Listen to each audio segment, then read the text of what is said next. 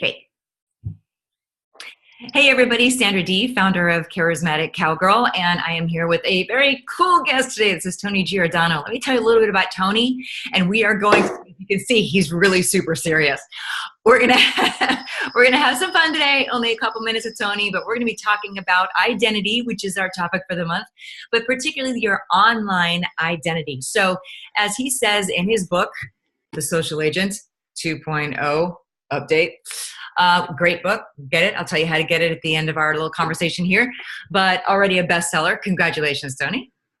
Thank you. In the book, he says that almost everybody has the ability to say that they are present online. Everybody's got maybe a LinkedIn, Facebook, maybe even Instagram, but how many people are really present? What is your identity online really doing for you?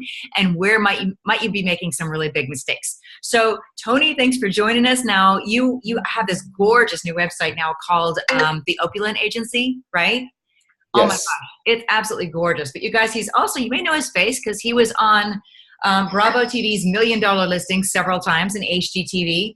And right now what he's doing, other than being a renowned speaker, a thought leader, a business coach, an all-around super great guy and a friend, I call you a friend, but he is actually really continuing to just spread the word and empower people to take hold of their identity, to really work with social media in particular, and be able to build the life and the business that they want.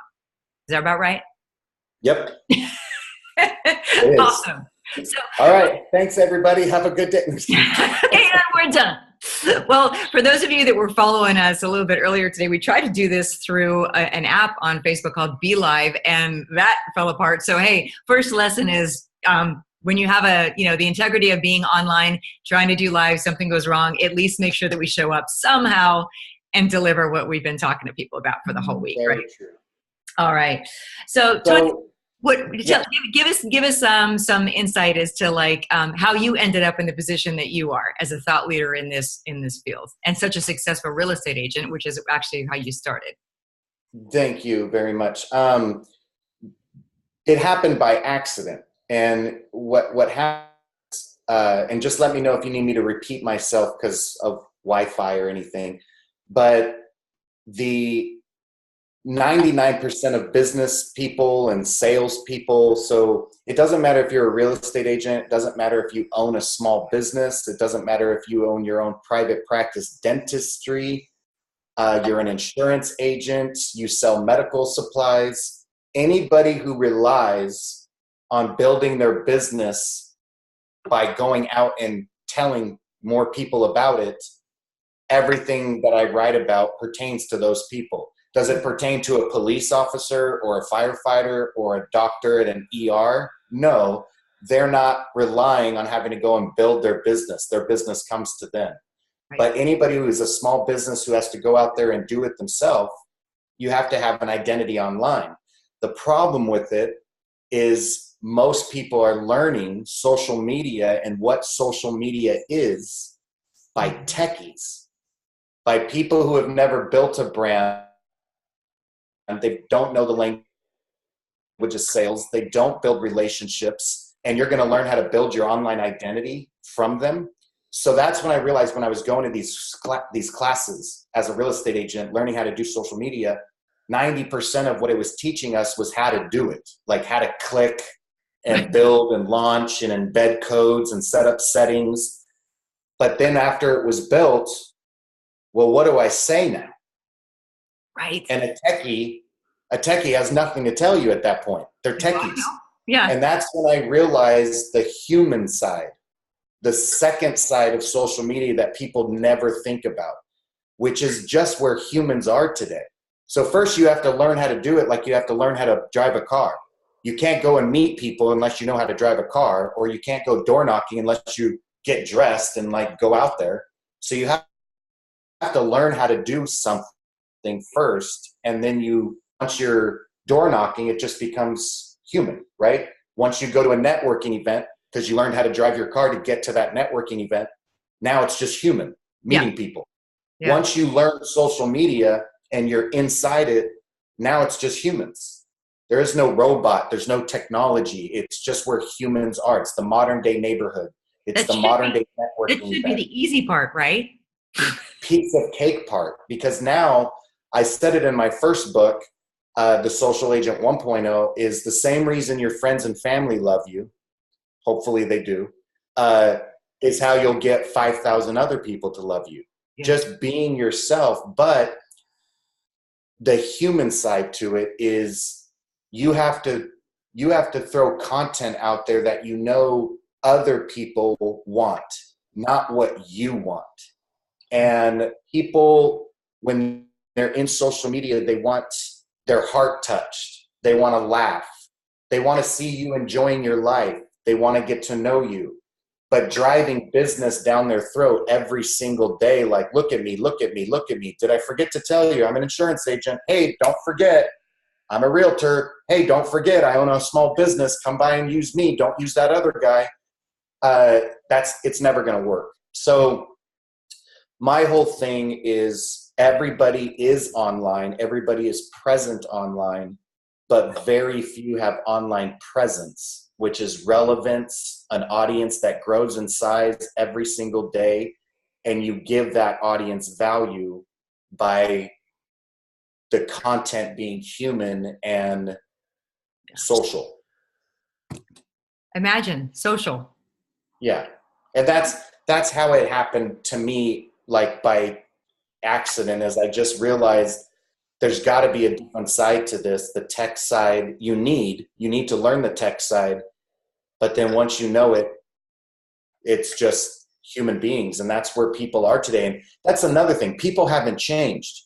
Human beings have not changed at all. No. We still get warm and fuzzy inside when somebody says happy birthday to our face, as if they wrote it on our Instagram or our Facebook. Yeah. We still get offended if somebody says something to us at a restaurant, or if we see that somebody said the same thing online. We still have to have manners. Like, we have not changed as humans. All we did is move online.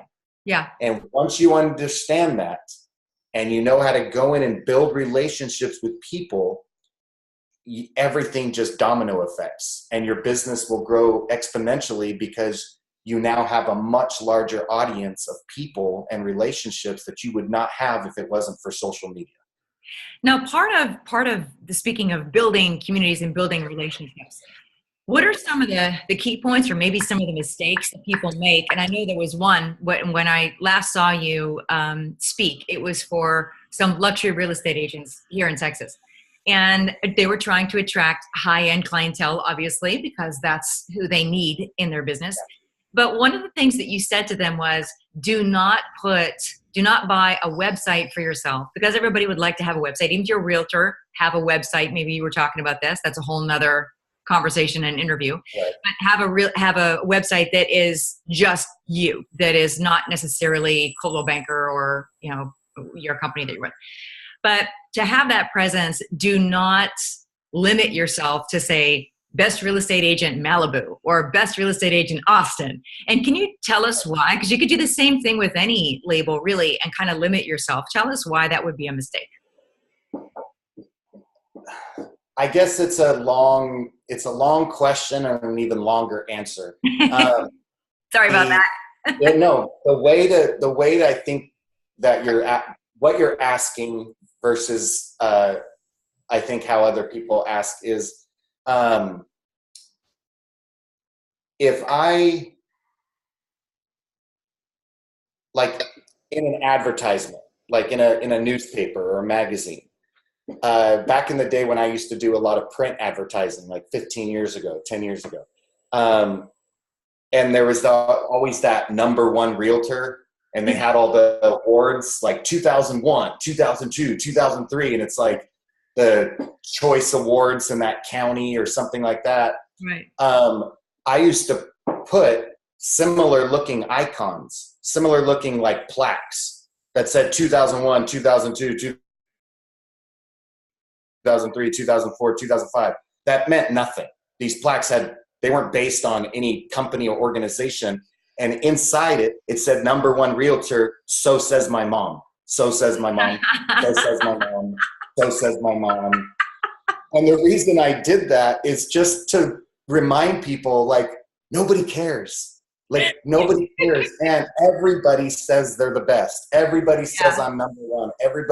There's 19 different ways that you can qualify to be the number one. Number one in units, number one in volume, number one in luxury volume, number one in transactions, number one in this, number one in listing side, number one in buying side.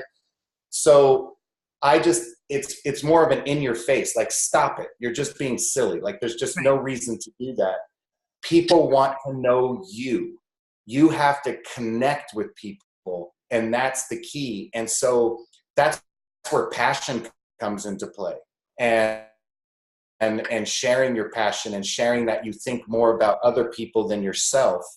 And so Apple does it great, right? Apple is the number one cell phone company because they don't advertise what they do. They advertise why they do it. And Simon Sinek, a great TED Talk, Simon Sinek, if anybody listening has never heard of Simon Sinek, you need to watch his videos, because he shows that when you show the human side to you online and you share why you do what you do, it literally brings everybody to you. So I don't sell real estate. I help people achieve passive wealth or to create legacies in multiple facets. Oh, what do you mean by that? Right. I said, so it's coming out of that why. So that's one part of your question, is setting yourself aside by being you. Because we're all custom. So if we're all custom in our own unique way, why are you trying to say the same thing somebody else does? The best, right. So then the second part of your question, I think, is how was I building relationships with the right people? Okay. Yeah. And the affluent and stuff like that, or people I think would actually give me business. So whether you're listening to this and you're an insurance agent, you're a lender, you're a car salesman, it doesn't matter. You have a certain niche customer, and maybe that customer needs to have money and be pretty successful, or maybe they don't. You have to think of your customer first, and then that's who you add. So obviously, I just take what history has always taught us and I move it online. So what has Jim Rohn for decades always said? Take your 5 closest friends, guess their income, add it all up, divide it by 5, and that's probably right where you are. Yeah. And Jim Rohn says, if you don't like where you are, go get 5 new friends. Yes. Because those people aren't pushing you anymore. Right. So that mentality is that human nature is that we surround ourselves by equals. Yes. Like people very similar to us. Yeah. And so I just knew that if I went into a friend of mine's Facebook who was a doctor, and she or he posted something and they had 20 comments, who are those people commenting more than likely? People in the same doctors. Other doctors, business people, successful people, career-driven people, because doctors hang out with doctors, or business people like them. Another 40-year-old who probably is successful too. Yeah. $5 million homeowners hang out with $5 million homeowners. $1 million homeowners hang out with $1 million homeowners. Yeah. And so I just knew if I went towards quality and I got into conversations with quality people, and then I added them as friends and I built relationships with them and I connected them on LinkedIn, the rest would be history. And within a year it was, and it just completely exploded. And these people feel like they know Tony Giordano, even though we've never shaken hands, right? Because social media takes our 6 degrees of separation and goes, yeah, which is the beauty of it. Which is the beauty of it if done correctly. But how do most people want to do it? They want to share their political rants and their religious rants and make fun of people for their own beliefs and take sides and get into opinionated arguments and blast the world, me, look at me, I'm awesome, use me. And it's literally the opposite of what you should do. Yes, exactly. And do you think that that's really what's the biggest mistake people make? Is it, because for me, the biggest turnoff for me is to see somebody go off on a rant. And it's whether I even agree with their rant or not. It's just seeing the anger and the hostility. I will completely disagree. I love it. Here it is. and I've never worded it this way, so I'm going to write it down on my whiteboard right after this. The biggest, because I'm always looking for a particular mistake. Oh, people post business too much. Oh, no. The number one mistake is people do not think of social media as real life. Yes. And once you realize it is real, and those are human beings on the other side of those green dots online, that's when it changes. So here's the example of what I mean. I don't care how political you are. Don't care how hardcore, outspoken political someone is. If they were sitting at a dinner table with a friend and that friend had 10 other people at the dinner table that person did not know, and would that person out of nowhere just say, well, before I talk about myself, I just want to let you all know I'm a hardcore Republican, and if you're not, I don't understand you. Right. Never. If there were 10 people at a table, if there was 10 people at a table that they don't know or you don't know, you are never going to get into an argument. You're never going to take sides. Somebody could even say something that rubs you the wrong way, and you actually would just keep your mouth shut because you might get business from them. So you know what? I'm just going to pretend like I agree with this guy. Oh, really? Oh, that's so funny. And then move on with the night. It's true, though. It is true. And I think that's an awesome way to put it. Would you say what you are throwing out there in a online, it's people? Not real. Online, exactly. So the biggest mistake is people not approaching the online world the same as they would approach the real world. Because it is a real world. Now, this is when I said, I was teasing you coming on, and I said at one of the posts, I said, it's not that difficult. And it's really not. Like we said earlier, if you just put the human part of it, own who you are. If you're funny, be funny. If you love dogs, put your dog up there. I mean, there's something about pets, right? Everybody loves to see, oh, here's my dog, right? I get more comments on that than if I put up something that I think is really eloquent and really fantastic. I sit there and I check back. What do we do? Every 5 minutes, how many comments, how many likes? And if I put a picture of my dog up, with a door that she opened, I get like 55 comments within the hour or something, which is really funny. But it's that human side that you're talking about. This isn't really rocket science. We actually complicate it way too much sometimes. Yes, right? We do. There's this massive wall that most people have in front of them when it comes to social media. And we overthink it. And so we have this monster in front of us and we just don't seem to get past it. And what I'm trying to do is bring this wall down and make people see just how easy and what social media really is, which is just the modern day world, the digital world, humans online on their computers. And that's just your personal. Then there's a whole nother world of the business pages, right? Yeah. That's where you don't have to be what we've been talking about. That's where you go out and spend money and advertise and market. And that's where you can talk business. But that's a whole nother side of it that I teach. This is the side that's the easiest to do, that you can immediately see a benefit from on your personal friend page of Facebook and Instagram, and maybe some LinkedIn like that. Oh, yeah. Where you don't spend a dime. And then if you are willing to spend money and you do get to that next level, that your personal will actually make you get to that next level, then it's a whole nother world of just dominance, when you start creating a budget and you know how to demographically target people and predictive analytics and all that good stuff. Yeah, which gets super interesting, actually. It gets super interesting. And let's just, ultimately, the digital relationship, as you say in the back of the book, 100 times more powerful than real life relationships in the same period of time. And that's the amazing thing, is that you're just being you. You're making sure that your identity is authentic and pure. You're reaching out to people like you would normally in a room full of people, but you can have so much more of an impact by just doing that, by just doing it online through social media. Right. So, why don't we conclude with this? We'll conclude and tell everybody our relationship and how this is the reason why you and I are such close friends now.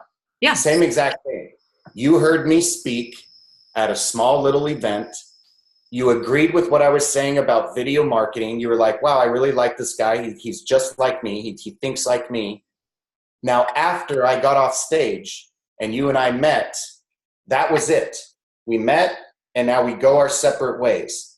If I hadn't have looked for you on Facebook that night and sent you a friend request, and you accepted my friend request, and we hadn't talked, if I had never done that, and then a month later, we see each other at Starbucks, it would have been, hey, don't I know you? Were you that guy who spoke at that event? Yeah. And that's a real relationship. That's real life. We met once, we met twice a month later, we barely know each other. But then that night after I got off stage, yeah, we met once, but then I added you as a friend on Facebook and our digital relationship began.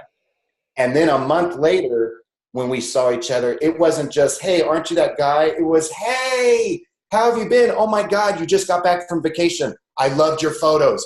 Oh my goodness, I'm so sorry to hear about your dad. Like, is there anything I can do? Like, the digital relationship is 100 times more powerful because we see each other every day as if we live with each other, that we're family, we're friends. Yeah. And that's what people don't get. And they should. And hopefully now they will. So if you want to pick up Tony's book, Tony, best thing to do, go to Amazon, do you think? Or what do you suggest? Yeah, Amazon, just search Social Agent 2.0. Social Agent 2.0 or Tony Giordano. And thank you, Tony. I know that your schedule is crazy, and especially with Who's on the back of that book? What's that? Who's on the back of that book? Oh, I don't know. Some blonde chick, soap opera. Sandra Dee Robinson. So I am a little biased. He's a buddy, but I know that he gave you guys some really good stuff today. Thank you, Tony, so much for being here and taking time out of your schedule. And I'm sure I'll see you online at least very soon. Yes, and we'll get the Be Live figured out for the next one. We will. We'll figure out what went wrong. Okay. All right. Thanks. Talk to you soon. Bye-bye. Bye, guys.